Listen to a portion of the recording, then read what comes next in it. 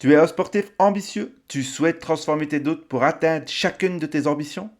Malheureusement, il y a ta voix intérieure qui te dit que c'est pas possible parce que t'es pas assez, t'es trop vieux, tu manques de temps pour tout faire. Hmm. Laisse-nous te prouver le contraire. Bienvenue dans L'Impossible, un choix. Le podcast des sportifs ambitieux qui refusent de laisser leur mental décider à leur place. Chaque épisode, c'est une claque de lucidité et des outils concrets pour reprendre le contrôle et créer une solidité intérieure qui te permettra de trouver de la sérénité dans tes futures ambitions. Bien le bonjour, je suis ravi de te retrouver pour un nouvel épisode de L'Impossible, un choix. Aujourd'hui, je suis à une semaine d'un gros objectif et je voulais te partager, peut-être que toi aussi tu ressens une boule au ventre, une peur d'échouer, une peur de ne pas avoir fait suffisamment, de ne pas être prêt, peut-être même d'avoir des peurs pendant la course, de mal gérer ta nutrition, d'avoir des crampes, de ne pas savoir passer une montée ou une descente, de ne pas savoir te relancer.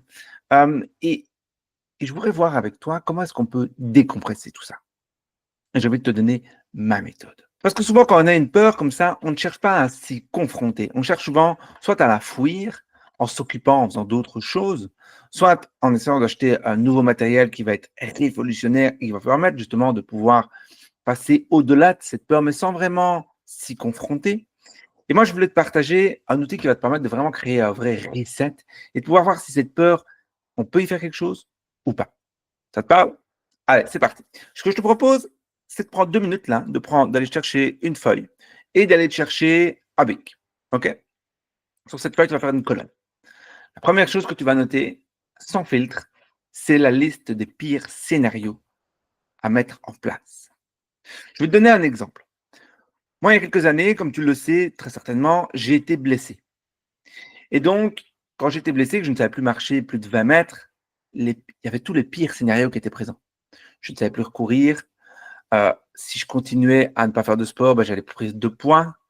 Je n'allais plus avoir une moyen de décompresser de mes journées. Je ne vais plus pouvoir faire de ma passion, pouvoir aller courir en nature. Et donc, j'ai commencé à lister tous les pires scénarios. Et c'est ce que je t'invite à faire. Si par exemple, tu as un objectif dans une semaine, c'est de se dire, OK, j'ai peur d'avoir des crampes, j'ai peur peut-être de ne pas suivre en altitude, j'ai peur du dénivelé positif, j'ai peur du dénivelé négatif. Enfin voilà, plein de choses, toutes les pistes que tu as, sans filtre, vas-y, ne te tracasse pas, c'est justement, plus tu vas décharger et plus ça va te donner de la clarté dans ton mental. Donc vas-y, fais-toi plaisir, tu vas vraiment vider ton sac. Le but, c'est vraiment de définir ton ennemi, sur qui tu vas te combattre. Alors, il n'y en a peut-être pas un, il y en a plusieurs. OK? Une fois que tu as fait cette liste-là, une fois que j'avais fait, moi, par exemple, cette liste-là, j'ai mis, OK, comment est-ce que je peux les éviter? C'est-à-dire que qu'est-ce que je peux faire pour éviter que ça arrive? Comment est-ce que je peux faire pour éviter que ça arrive et que ça diminue la probabilité qu'il arrive? Je te donne l'exemple, comment est-ce que je peux éviter de grossir parce que je fais plus du sport? Je peux déjà revoir mon alimentation quotidienne, mon hygiène de vie. Comment est-ce que je peux réussir à me décharger alors que je ne peux pas courir? Alors qu'avant, c'était mon défouloir, c'était mon moment anti-stress. OK, comment est-ce que je peux éviter ça? Par exemple, je peux très bien me challenger en allant faire des méditations. OK? Donc, ne plus voir la méditation comme quelque chose, par exemple, heu, où j'étais assis sur une chaise à ne rien faire. Non, c'était en mode: «OK, je vais essayer de rester 15 minutes sans rien faire». Et là, ça rentrait dans mon côté aventurier, challengeant. Et donc, c'est comme ça que j'ai pu trouver des manières d'éviter. Et puis, la manière d'éviter, ne plus recourir, là, je savais pas quoi faire. Alors, je me suis dirigé vers, OK, à qui je peux voir, à qui je peux demander pour justement trouver de l'aide par rapport à ma blessure, par rapport à ce que j'avais. Et là, c'est plus, et en posant cette question-là, j'ai pu, en déchargeant plutôt avec la liste des scénarios et puis en me posant les bonnes questions, parce que j'avais déchargé, donc c'est-à-dire le problème n'était plus en moi, il était sur un papier. Et souvent, quand on a un problème qui est à l'extérieur, on a bien plus facile de le résoudre que quand il y a un problème qui est dans notre tête. OK? Alors, une fois que j'ai posé ces problèmes, que j'ai posé la question, OK, comment est-ce que je peux faire pour me dire qu'un jour je vais pouvoir recourir? Je ne trouvais pas. Alors, ce que je me suis dit, OK, à qui je peux demander? Et là, j'ai trouvé plusieurs kinés. J'ai testé kiné, ostéo. Et là, j'ai trouvé une kiné qui m'a dit, OK, on peut tester quelque chose. On ne peut pas garantir que ça fonctionne, mais on peut le tester si tu t'y mets à fond. Et donc, à ce moment-là, qu'est-ce que ça fait? Ben, ça fait que tu avais une peur au début, une peur de ne pas savoir recourir, une peur de prise de poids, une peur peut-être, je ne sais pas si on parle de course à pied, une peur d'avoir des crampes, une peur de ne pas pouvoir passer à dénivelé positif. Cette peur, tu l'as transformée en une préparation active, en une clarté. Cette clarté, cette préparation active, elle te permet de reprendre le pouvoir, la responsabilité, le choix dans ce qui est possible de faire ou non pour toi. Et c'est ça qui est hyper important. Parce qu'une fois que tu as ces deux listes-là, tu peux passer au moment qui est crucial de se dire, ouais, mais est-ce que j'ai vraiment envie de le faire? Parce que souvent, quand on se dit, moi j'ai été voir ma kiné, et ma kiné me dit, écoute, on peut essayer quelque chose. Par contre, je te préviens, c'est entre 15 et 20 minutes tous les jours, 7 jours sur 7, où tu vas devoir faire des exercices de renforcement musculaire, où tu vas devoir faire des exercices de mobilité. Et donc, c'est de se dire, OK, est-ce que j'ai vraiment envie de le faire? Qu'est-ce qui va être mon moteur de le faire? Et donc, c'est là, on va arriver sur le pourquoi. Pourquoi on veut vraiment faire ça? Pourquoi je voulais recourir? Pourquoi je voulais pas perdre, pourquoi je voulais pas prendre du poids? Pourquoi est-ce que je voulais décompresser? Parce que j'étais un vrai lion en cage à ce moment-là quand j'étais blessé. OK? Et donc, c'est de se poser la question, OK, c'est quoi le bénéfice derrière? Qu'est-ce que j'y gagne à le faire? De pouvoir recourir, j'ai toujours rêvé quand je vois plutôt toujours des ultra-trailers finir leur course, toujours rêvé de me voir dans leur état, de voir passer la ligne d'arrivée et je me dis: «Un jour, je le ferai». Ça, c'était vraiment j'ai vraiment envie de le faire. Puis, une autre chose, c'est j'ai toujours adoré voir les gens où on leur disait: monsieur, vous êtes foutu». Ça me fait penser à Jim Quick, professionnel du cerveau, qui, quand il était gamin, il a eu un accident qui a fait que, il savait normalement pas lire et cetera.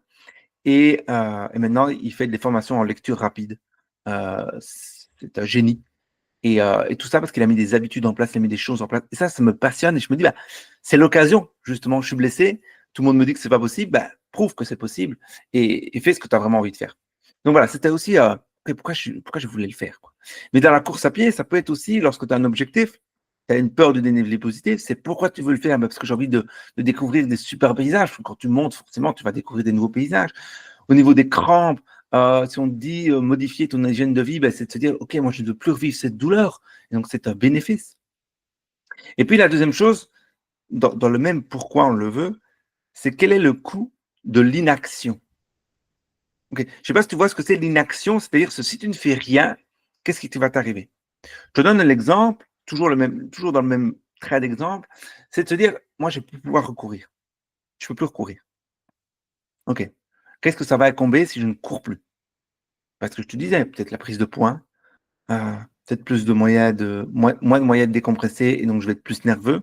Peut-être, si j'invente plein de plans, mais je pourrais me dire: «Bah, ce qui me diminue ma nervosité, c'est de boire de l'alcool, par exemple, ou de manger des sucreries, manger des bonbons, manger des biscuits». Heu Et donc voilà, et donc dans 3 et donc là, c'est de voir de quel est le coût de l'inaction à 3 mois, à 6 mois, à 1 an, à 3 ans, à 5 ans, en fonction des projets de la vie, de comment est-ce qu'on veut mener notre vie et de se dire: «OK, je fais une liste de toutes les inactions et je fais une liste aussi de tout ce que j'ai gagné et je fais une liste de tout ce qui fait que si je passe pas à l'action, qu'est-ce qui va se passer?» Alors une fois que tu as fait ça, c'est de voir, OK, tu as tout ce qu'il faut. Donc je te répète, tu as la liste des pires scénarios. Tu as tout ce que tu vas comment est-ce que tu peux éviter ces pires scénarios et puis tu as le pourquoi tu vas le faire, donc quels sont les bénéfices que tu vas gagner et quel est le coût de l'inaction. À ce moment-là, tu peux faire la balance de ce qu'on appelle les bénéfices-risques. Alors qu'est-ce que ça veut dire la balance de bénéfices-risques? C'est te dire 0 à 10, 0, en fait, ça vaut pas la peine. 10, clairement, il faut que j'y aille. Et bien entendu, tu l'auras sûrement compris, mais une fois que tu auras fait tous ces tableaux, une fois que tu auras fait toutes ces listes, tu vas remarquer que, en fait, clairement que tu dois passer à l'action. Et ce qui est bien, c'est que tu as un plan maintenant clair pour passer à l'action. Donc ça veut dire que tu as transformé une angoisse en un plan clair. Est-ce que ça te parle? Est-ce que ça te motive justement? Te dire: «OK, je peux me sortir de ma situation parce que j'ai un plan clair». Et donc là, en fait, qu'est-ce que tu fais? Tu reprends ta responsabilité face à ce que toi tu vis. Moi, quand j'avais ma blessure à la hanche, que je ne savais plus marcher 20 mètres, que j'étais ma compagne devait monter les escaliers, descendre les escaliers, me mettre du gel, enfin voilà, me faire masser, et cetera. J'aimais pas du tout. Je me dis: «OK, comment est-ce que je peux reprendre ma responsabilité?» Et en fait, en faisant ce tableau, ces tableaux, ces différentes listes, tu les appelles comme tu veux, ça m'a permis de reprendre du pouvoir dans ce que je pouvais mettre en place, moi, en fonction de ma situation, que je ne savais plus marcher 20 mètres, pour justement pouvoir être la personne que je voulais être dans 3 mois, dans 6 mois, dans 1 an, dans 3 ans. Et finalement, 5 ans après ma blessure, parce que plus ou moins ça va faire plus que 5 ans, je voulais être cette personne qui allait courir un ultra. Alors je suis à la limite de l'ultra, hein, 52 km, 3008 de D+. Je suis à la limite de l'ultra, mais bordel que je suis fier. Parce qu'il y a 5 ans d'ici, même heure, même jour, clairement que j'aurais pas su courir. Et en faisant ces différentes listes, c'est passé du mode victime au mode je reprends du pouvoir dans ma vie. Je reprends ma responsabilité. Et donc, en faisant ça, avoir un objectif, avoir un projet, ça te permet de diminuer complètement ta charge mentale, de retrouver de la clarté, de trouver des solutions dans ce que tu penses impossible. Parce que finalement, derrière un stress, derrière les peurs d'échouer, derrière des émotions qu'on refoule, il y a toujours un message. Et le but, c'est de savoir comment est-ce que je peux décoder le message. C'est un outil qui te permet justement de décoder ce message-là. Et finalement, cette peur, tu ne l'évites plus en t'occupant, en achetant des nouveaux gadgets, mais tu te confrontes à elle. Et au-delà de se confronter, c'est pas un combat de boxe, mais tu vas écouter cette peur. Tu vas voir, OK, qu'est-ce qu'il y a derrière la peur? Parce que derrière une peur d'échouer, c'est qu'il y a il y a autre chose derrière. C'est la peur du regard de l'autre peut-être, la peur de ne pas être compris, la peur de ne pas être aimé. Et en faisant ces différentes listes, ça permet de décompresser tout ça et de reprendre, ouais, choix aux actions que tu peux réaliser. Et donc, du coup, tu vas retrouver de la maîtrise dans ce que tu peux faire et de la clarté. Et quand tu retrouves de la maîtrise et de la clarté, qu'est-ce que tu retrouves? De la sérénité dans ta vie, que ce soit pour tes projets pro, perso, familial. Voilà tout ce que je pouvais te partager aujourd'hui dans ce podcast. J'étais ravi de te le partager. Je te souhaite de mettre cette liste en place. C'est des pépites que je te partage. Voilà, je te souhaite une excellente journée. Je te dis à très bientôt. Ciao, ciao. Tu viens de prendre connaissance d'une histoire, acquérir un nouvel outil, te prouver que tout était possible. Alors je te remercie pour cette écoute. Mais la vraie question que je me pose, c'est est-ce que toi tu y crois aussi? Et qu'est-ce que tu vas choisir? Je te souhaite une très belle journée et je te dis à très bientôt. Ciao, ciao.